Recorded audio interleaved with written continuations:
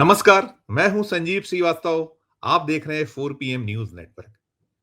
दिल्ली में करारी हार के बाद अरविंद केजरीवाल और उनके कुनबे के जो हर दिन नेशनल मीडिया पे दिखने वाले चेहरे होते थे, वो अब नदारद हो चुके हैं और दिख भी रहे हैं।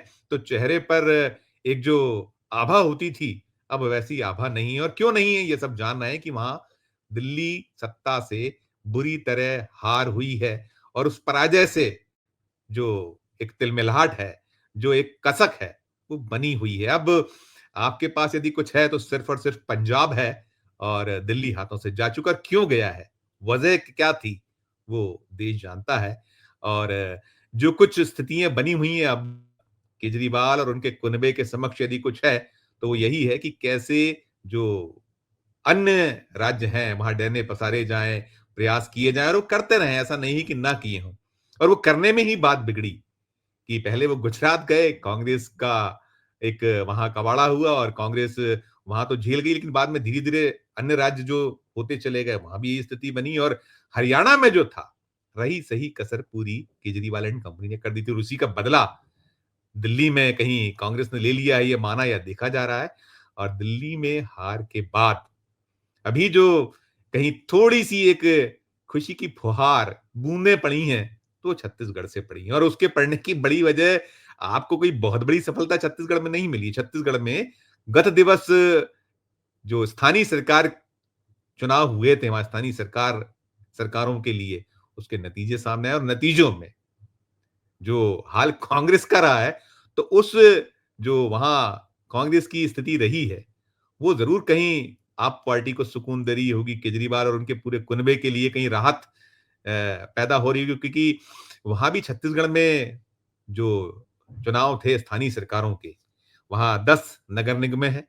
उन 10 नगर निगमों में जो चुनाव हुए, तो सारी की सारी भारतीय जनता पार्टी ने हथिया ली, कांग्रेस को एक भी नहीं मिली। और उसमें कहीं कुछ ऐसा भी माना गया, जो कुछ छुटपुट जो वोट बटोरे आप पार्टी ने, तो कहीं नगर पालिकाओं में दिखा गया। नगर निगम में तो ऐसा स्थिति नहीं बनी कि आप पार्टी ने कहीं कांग्रेस को हरवा दिया हो, लेकिन त्रिकोणीय मुकाबला था, एक चलता रहा। और जो नगर पालिकाएं हैं वहां 49 नगर पालिकाएं, और 49 नगर पालिकाओं में जो नतीजे सामने आए, उसमें से 49 में से 35 पर भारतीय जनता पार्टी ने जीत दर्ज की है और एक नगर पालिका वो आप पार्टी को मिली है, वहां खाता खुला है छत्तीसगढ़ में। और 8 नगर पालिकाओं में जीत हुई है कांग्रेस की, और बाकी जो अन्य बस्ती हैं उस पे अन्य जो है वो उन्होंने पाया है। उसमें बीएसपी भी है, बीएसपी को भी कुछ 5 ऐसी नगर पालिकाएं रही हैं, सफलता मिली है। और बसपा का एक दौर में जनाधार रहा था छत्तीसगढ़ में, मध्य प्रदेश में, जब मध्य प्रदेश और छत्तीसगढ़ का बंटवारा नहीं हुआ था। उस दौर में बड़ा कमाल किया था, एक दौर में 1993, 1998, जब 320 सीटों वाली मध्य प्रदेश की जो अविभाजित मध्य प्रदेश था, छत्तीसगढ़ नहीं बना था, तब सीटें होती थी 320 और 11-11 सीटें एक दौर में जीती थी। और बहुत बड़ी संख्या में जो है नंबर 2 पे भी आई थी भारतीय जनता पार्टी को पीछे रखकर बसपा। वो दौर बदल चुका है। अब जो नतीजे आए हैं, मैं तो सिर्फ आपकी बात करूंगा, क्योंकि आपको मैं केंद्रित कर रहा हूं इस खबर में, कि आपके लिए जो कहीं फुहार है या जो बूंदे हैं, बूंदा-बांदी है, वो यही है। उसका जो कहीं आप सार देखिएगा, उसके पीछे जाइएगा, तो कांग्रेस की जो एक बुरी हार है, बुरी पराजय है, वो हुई है। और जो छत्तीसगढ़ है, छत्तीसगढ़ में कुल 90 विधानसभा की सीटें हैं। जब अभी 2023 में 5 राज्यों के विधानसभा चुनाव हुए थे, उसमें मध्य प्रदेश, छत्तीसगढ़, राजस्थान सहित कुल 5 राज्य थे, तेलंगाना भी था।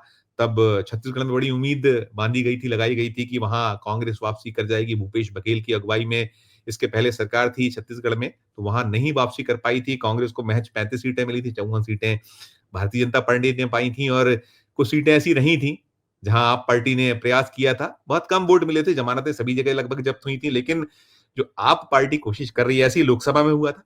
लोकसभा में जो 2024 का रहा था, छत्तीसगढ़ में 10 सीटें हैं, 10 में से 9 हासिल बीजेपी ने 1 सीट पाई थी। कांग्रेस ने चरणदास महंत की धर्मपत्नी जीतने में सफल हुई वहां। तो कुल मिला के जो स्थितियां हैं, अब बीजेपी और कांग्रेस के बीच सीधे मुकाबले होते रहा है। मध्य प्रदेश, छत्तीसगढ़ दोनों राज्य हैं, लेकिन कहीं जो आप पार्टी की अभी जिस तरीके से, चाहे वो हरियाणा हो, हरियाणा के बाद फिर दिल्ली में जो कुछ हुआ है, और अब जो पंजाब में इसके साइड इफेक्ट्स दिखते हैं, वहां ताल ठोक रही है कांग्रेस, कह रही है कि वहां बहुत बड़ी संख्या में 32 विधायकों का दावा किया गया है। वहां जो नेता प्रतिपक्ष हैं, कांग्रेस वहां विपक्ष में है, नेता प्रतिपक्ष कांग्रेस के हैं, मिस्टर बाजवा, वो तो यही कह रहे हैं 32 सीटें हमें, 32 विधायक हमारे टच में है। और मध्यावधि चुनाव के लिए भी वो कहीं अंदेशा जता रहे हैं। तो आप पार्टी एक दिल्ली को खोने के बाद कहीं न कहीं मुश्किलों में तो है, दिक्कतों में तो है। और ये बार-बार कहा गया है कि ये जो झाड़ू है, तिनके-तिनके ना हो जाए, दिल्ली में तो बिखरी है, और तिनके-तिनके ना हो जाए। जो राज्य है उसके पास बचा हुआ पंजाब है, जैसा मैं बता रहा हूँ, कह रहा हूँ, और आप जानते भी हैं उसको। तो अब महती जो कोशिश यही होगी, केजरीवाल कर भी रहे हैं, उनका पूरा दल, उनके जो प्रमुख नेतागण हैं, कोशिश में जुटे हुए हैं। अभी दिल्ली में तो चल रहा है, बीजेपी अपना जो विधायक है, दल है, उसका नेता चुनाव नहीं कर पाई है। 8 फरवरी को नतीजे आए थे और आज 17 फरवरी का दिन है। एक 10 दिन का वक़्त हो चुका है और अभी ये निकल कर आ रहा है कि जो बीजेपी विधायक दल की बैठक 19 फरवरी को होगी, 20 को फिर शपथ ग्रहण होगा। खींचतान मची हुई है वहाँ पर जमकर, और इधर कौन विपक्ष का नेता होगा, इस पे भी निगाह नज़र है।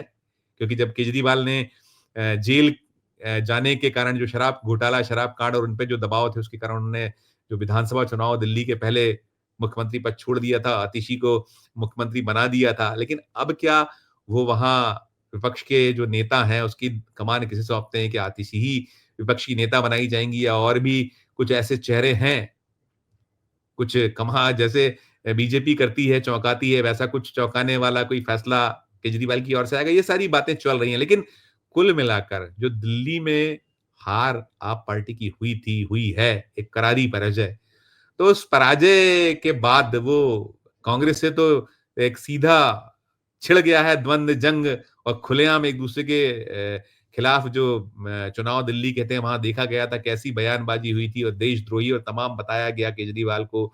और दिल्ली में ही वो लोकसभा चुनाव के दौरान साथ लड़े थे, लेकिन हरियाणा के बाद फिर कहीं कांग्रेस ने भी और राहुल गांधी ने भी एक ठान सी ली है कि भले ही कांग्रेस अब वो नंबर ना ला पाए, ज़ीरो ही रहा है कांग्रेस का दिल्ली में, शून्य था, लगातार ये तीसरी बार शून्य रहा विधानसभा चुनाव में, लेकिन उन्होंने शायद ठान लिया है कि अब वो अकेले ही कुछ ये जो राज्यों में क्षेत्रीय दलों के साथ कम से कम जाएँ और अपने दम पर चुनाव लड़ा जाए, ऐसा कुछ साफ संकेत उनकी ओर से मिल रहा है।